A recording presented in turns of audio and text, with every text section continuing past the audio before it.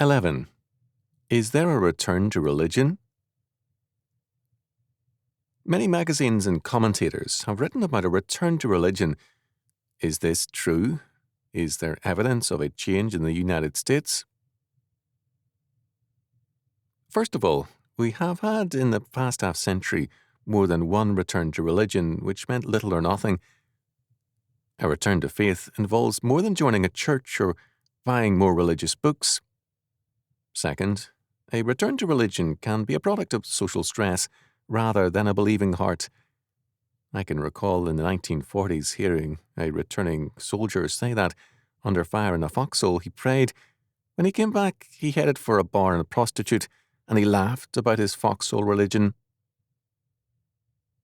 Because of the economic problems today, more than a few people are ready to act religious who, with prosperity tomorrow, will forget the faith.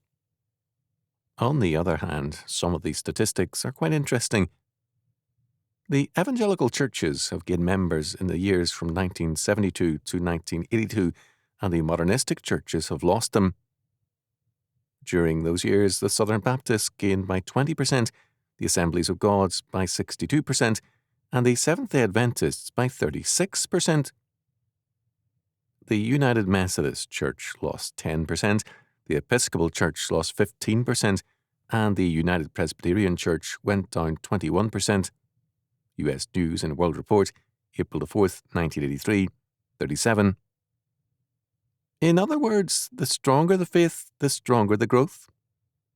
Clearly, there is a return to and a growth of a more biblical and evangelical faith.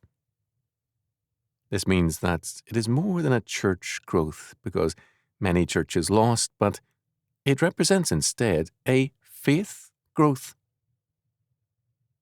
Even this, however, is not enough to ensure a lasting return to faith. Together with a faith growth, there is also an obedience growth.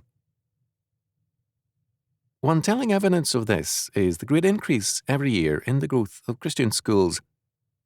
This indicates that parents take seriously their responsibilities under God.